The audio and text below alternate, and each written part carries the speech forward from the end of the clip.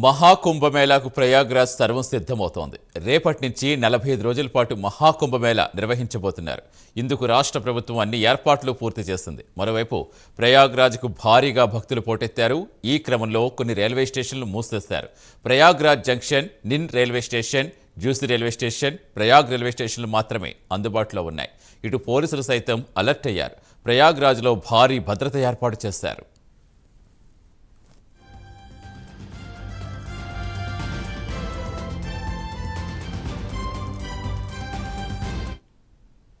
రేపటి నుంచి మహాకుంభమేళాకు ప్రయాగ్రాజ్లో భారీ భద్రతా ఏర్పాటు చేశారు. ప్రస్తుతం ప్రయాగ్రాజ్ నుంచి పూర్తి సమాచారం ఇచ్చేందుకు మా నేషనల్ బ్యూరో చీఫ్ కళా లైవ్లో జరుగుతున్నారు.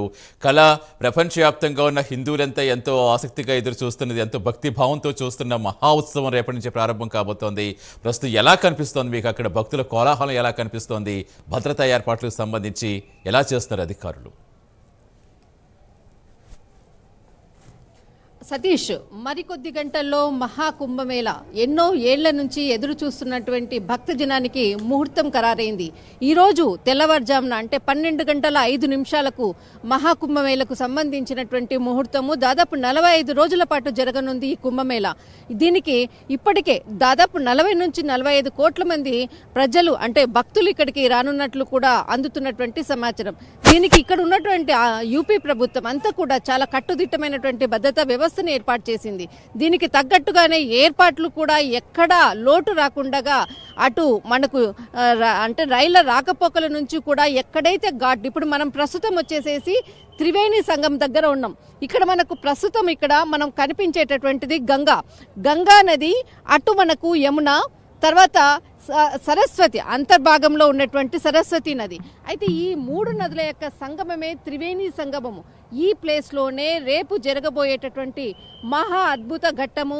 ఇక్కడ మనకు ఏదైతే అంటే కొన్ని సంవత్సరాల నుంచి 144 సంవత్సరాల తర్వాత జరిగేటటువంటి ఈ మహాద్భుత ఘట్టానికి ముహూర్తము 12:05 నిర్ణయించారు. దీనికి తగ్గట్టుగానే ఇక్కడ పూర్తిగా ఏర్పాట్లు కూడా చాలా కట్టుదిట్టమైనటువంటి భద్రతా వ్యవస్థను ఏర్పాటు చేశారు. దాదాపు 50,000కు పైగా పోలీసు యంత్రాంగాన్ని మొత్తం అంతా కూడా నిర్వహించింది. ఇక్కడ ఏదైతే త్రివేణి ఘాట్ మనం ప్రస్తుతము ఏదైతే రేపు మార్నింగ్ మనకు జరిగేటటువంటి మహాద్భుత ఘట్టం యొక్క కీలక పాయింట్లో మనం ఉన్నాము. ఇదే ప్లేస్లోనే రేపు ఉదయం జరిగేటటువంటి ఏదైతే ముహూర్త సమయం ఉందో ఇక్కడికి కొన్ని కోట్ల మంది కూడా ఇదే స్థలానికి రానున్నారు. తర్వాత మనకు అఖాడాలు, ముఖ్యంగా మనకు కుంభమేళ అంటేనే అఖాడాలు ముఖ్యమైన మొదటి పాయింట్ చెప్పుకోవాలి.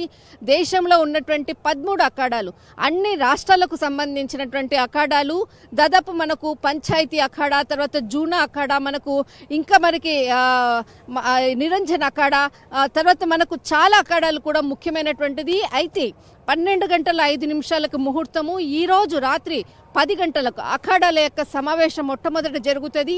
అంటే ఒక్కొక్క అఖాడాకు సంబంధించింది కొంత సమయం, అర్ధగంట సమయం ఇస్తారు. ఈ సమయంలోనే అఖాడాలో కొన్ని లక్షల మంది ఉంటారు. వాళ్ళ యొక్క టెంట్స్ అన్నది కొన్ని సెక్టార్లను నిర్వహిస్తారు. ఆ సెక్టార్లలోనే ఈ యొక్క అఖాడాలు ఉండరు.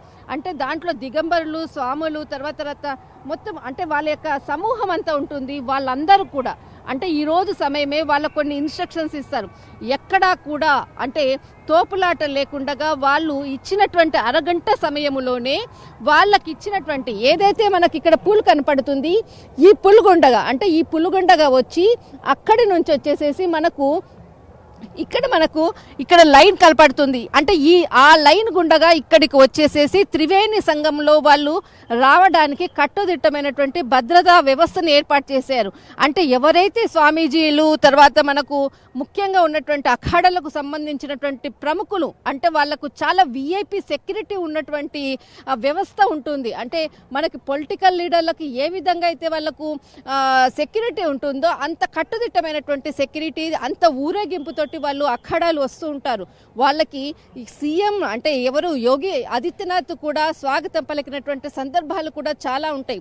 ప్రతి రాజకీయ నాయకులు కూడా అఖాడాలకు సంబంధించినటువంటి నాయకుడు, ముఖ్య అధ్యక్షులతో ఖచ్చితంగా వాళ్ళు సమావేశాలు కూడా అవుతారు. అంత ఇంపార్టెంట్ అయినటువంటి అఖాడాల నాయకులు వాళ్ళు అంటే ముందు భాగంలో ఎక్కడ ఎవరైతే అఖాడ నాయకుడు నడుస్తారో వారి వెనకాల వారికి సంబంధించినటువంటి కొన్ని వేల మంది అంటే నిరంజన్ అఖాడా మనం ఎగ్జాంపుల్ తీసుకుంటే దాని వెనకాల కొన్ని లక్షల మంది ఉంటారు.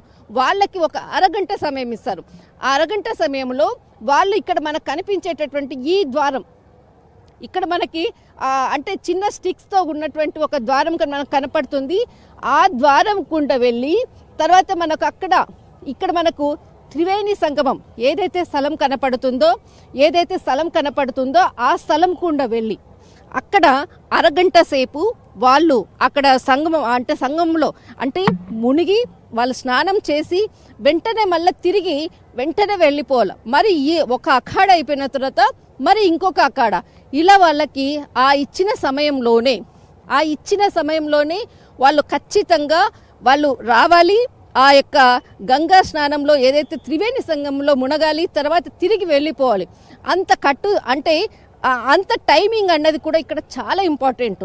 వాళ్ళకి ప్రతి అఖాడకు కూడా రాత్రి 2 గంటల నుంచి పర్మిషన్ ఇచ్చారు. 2 గంటల నుంచి 13 అఖాడాలకు బహుశా మనకు 7-7:30 లోపల అఖాడాల స్నానం మాత్రం ఖచ్చితంగా కంప్లీట్ కావాలి. ఎందుకంటే 2013లో అఖాడాల యొక్క ఊరేగింపు జరిగిన సందర్భంలో ఈ యొక్క సంగమానికి సంబంధించిన సందర్భంలో చాలామంది అఖాడకు సంబంధించినటువంటి వాళ్ళు కూడా మరణించిన సందర్భాలు ఉంది. దీన్ని దృష్టిలో పెట్టుకొని ప్రభుత్వము కట్టుదిట్టమైనటువంటి భద్రతా వ్యవస్థను, వారికి సంబంధించినటువంటి రూల్స్ అండ్ రెగ్యులేషన్స్ అన్నీ కూడా చెప్పడం అన్నది ఇక్కడ చాలా ముఖ్యమైనటువంటి పాయింట్. సతీష్. కళ. థ్యాంక్ యూ కళ.